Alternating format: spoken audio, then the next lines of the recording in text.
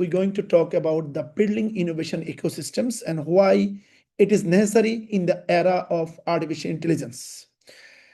So we are living in the artificial intelligence era, and we have to embrace this future of artificial intelligence. And AI is something that is impacting every sector and your everyday life. And it's a kind of exponential growth of AI that can transform our lives, our work, and our living. So if we actually, if anyone don't understand the AI is something that as a mathematical model or a machine that can be trained like a human, that can act like a human, and we are able to predict many future things, many precise decisions using AI. We all the people use AI our everyday life, from voice assistant to automatic driverless car that transforming our lives.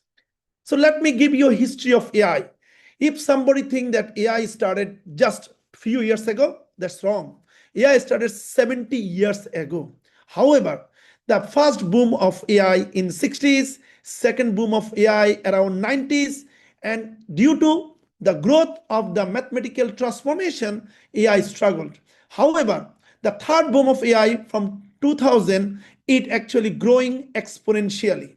And the picture here is called Jeffrey Hinton. And I'm very lucky that he was my ex-colleague while I was a scientist in University of Toronto.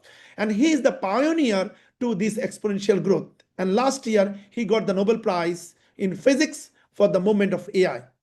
So AI is something that transforming the lives from your robotics, augmented reality, genomics, renewable energy to everywhere. AI is a core of every transformation. So, and if I want to tell you that what is the main foundation of AI, there is a three component of AI. One is a data, one is a model, one is a compute. So data is like we human need to get the exposure every day. We are capturing the data with the sensors, and our brain have a neural model that gets it and getting experience.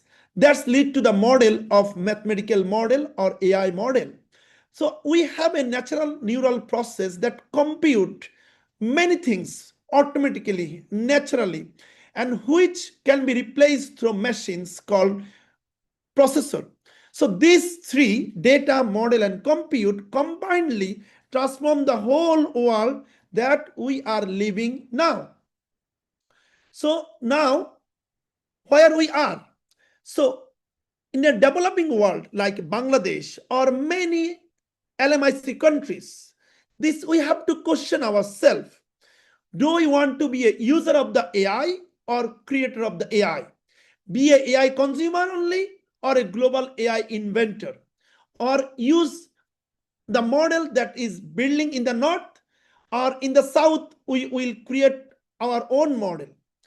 And also we are in the south, we will depends on the technology developed in the north, or we can also develop our own technology to solving our own problems.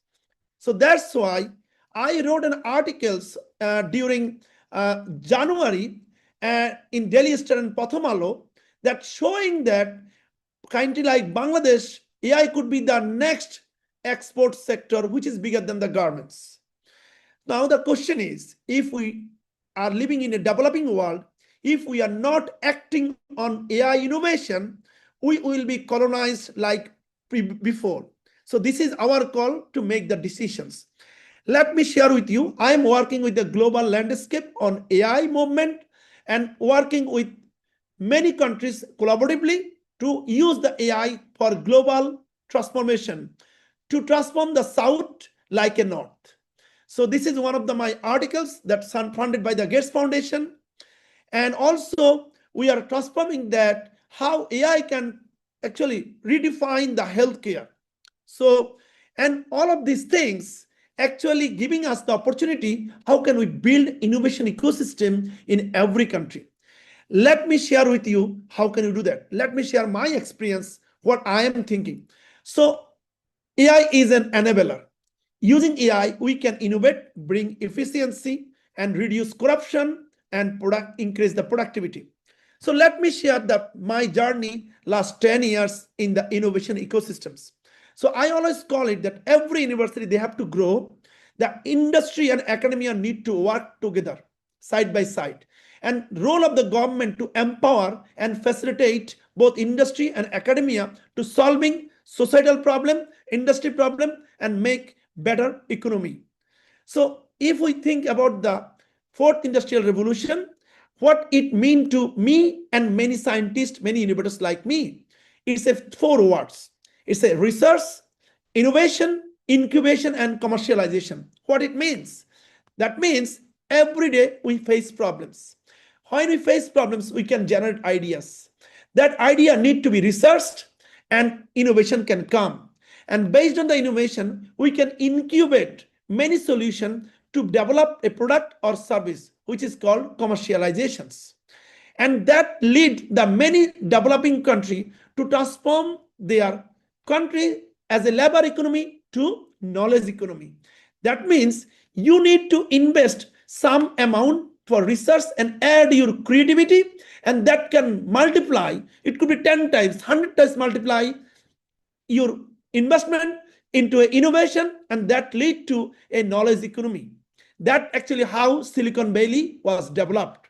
So what is the role of university and industry? University role is to find the problems and develop the solutions as a prototype. Industry role is to take the prototype and make it a product and service. This is how industry academia works, and government need to facilitate both of them. However, in many developing countries, our university is mainly working to produce graduates with certificates. On the other hand, our industry need graduate with skills. So there is a huge gap between industry and academia.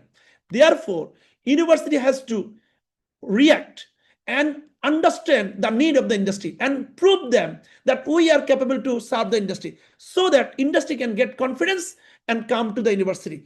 Remember, university has to be proactive. Industry will never come to the university until university prove themselves they are capable to serving the industry and the other stakeholders.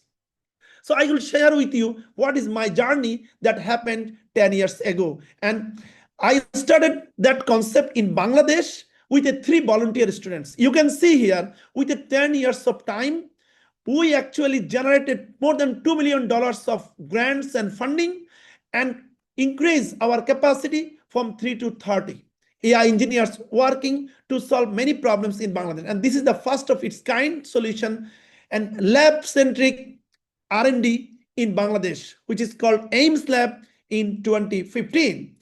And then we also built Bangladesh first brain computer interface lab. If someone you don't know about the brain computer interface lab, you might heard about the Neuralink, that how your brain can control your environment. We are doing that. And also, our university in developing world should be an innovation and knowledge creation center, not a graduate production factory. So that's why every university have a library. So in that context, every university should have an innovation center. It's like a synonym of a library. So we built Bangladesh first university level innovation center at United International University. And we also created a launchpad, which is a program create the entrepreneurs. Like someone have an idea, they can join there, they can get the facility of research, innovation, patenting, incubation, and commercialization, and seed investment. And university should be like that. And we created it as a launchpad. And together, we made an institute. It's called Institute of Research, Innovation, Incubation, and Commercialization, where we call it a journey from idea to commercialization. Every university should be like that in the developing country, especially global south. So what we do here, we use technologies like AI, data science, brain computer interface, robotics, automation, augmented reality, and virtual reality. We using these technology to solve problems in healthcare, education, skill development, energy and industry and business sector, agriculture and climate sectors. Let me share 3 examples of our innovations that we did last 10 years and that already in a commercialized here. So what we've seen that healthcare is the biggest problem in the global south. We try to look into that. What is the problems? Why the healthcare is not improving like healthcare in Europe? What are the problems? And then we recognize the problem very general level. What are the best practice? What are the success? What are the obstacle? What are the challenges? Then we developed intelligent general practitioner model and AI powered community health worker driven patient-centered model to reimagine the primary healthcare delivery in Bangladesh and other LMIC countries. And the model is mainly centered three things: patient-centered care, technology-driven care, and the quality. We are not stopped there. You all heard about the chat GPT.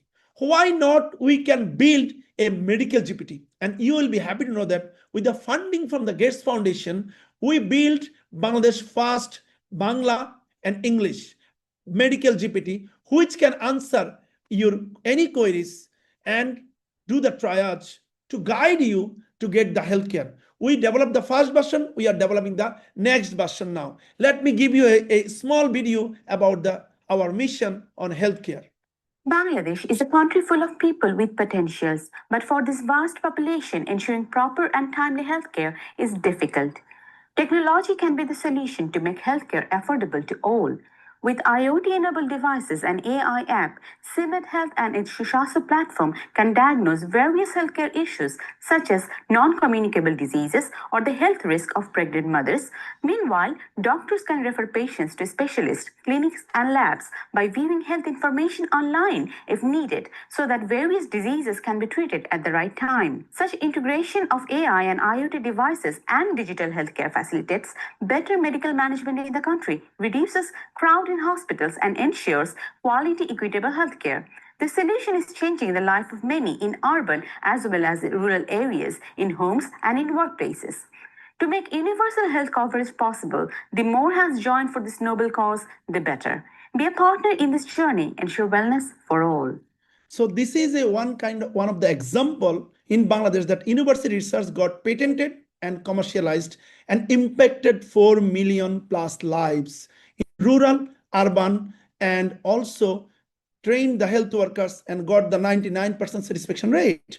Let me give you another examples. We have a receptionist in many offices, but does our receptionist can serve the holistic need of the clients? So we are using a technology from face recognition, automatic speech to text, and text to speech, and the knowledge engine. Together, we build Bangladesh first AI-based receptionist service, which is commercializing this year. And we want to get the experience that Bangladesh or many LMIC countries have the talent to utilize the AI to build the solution, and that can solve the local problem and export for the other countries. And we also build Bangladesh first brain-computer interface-based solution is called neuromarketing. So what is we do? We actually use brain-computer interface like reading your brain signals and use the eye tracker to build how an advertisement can assess for better engagement and better outcome for the brand. And let me show you the solution and its stage. In a world where understanding consumer behavior is paramount, one groundbreaking solution, Mindwave Analytics, will lead the charge. Its key innovation is a revolutionary blend of neuroscience and marketing. It utilizes BCI and eye tracking to overcome the limitation of current traditional marketing research methods to capture the portion of $1.5 billion neuromarketing industry, the fastest growing market of Asia Pacific. By decoding the subconscious reactions of consumers using custom state-of-the-art AI algorithms, Mindwave provides unparalleled insights into emotional measures. Our business model includes neuro-commercial projects and subscription-based revenue models. Currently, the solution is in its commercialization phase, where we've successfully showcased our demo to top marketing leaders of 10-plus industry-leading companies. Join us in the journey of becoming the first neuro-marketing company in Bangladesh. In a world where... So this is another solution. So think about it. We often call many countries, there's a lot of graduates are not even getting the job. But we have to go inside of it, that why people are getting graduate, not getting the job. And through our research, we identified we actually not able to tap the passion of every graduates. We are forcing them to study medicine, to study engineering, or to study business.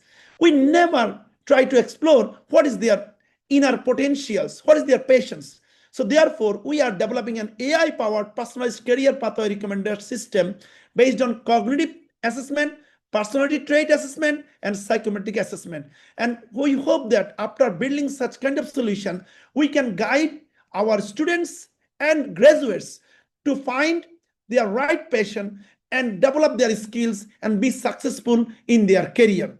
So we are doing such kind of solutions in Bangladesh. And what is the mission I'm driving? So to solve 10 problems of this country and helping 100 universities or organizations to build their own innovation center. Think about it. If we can solve 10 problems in every innovation center in next 5 to 10 years, we are able to solve more than 1,000 problems. If 10% of the solution gets success, think about it, everyone could be a billion-dollar companies, enterprises. So in that way, we can build a $100 billion economy for many countries like Bangladesh. And together, we can impact billions of lives. And I'm grateful to the people who helped me to grow these positions. And I believe one thing that Einstein said, he who can see invisible can do impossible. So we people living in a developed South, we must understand that, utilize it, and make developing world much better place for billions of people living in this part. Thank you so much for listening.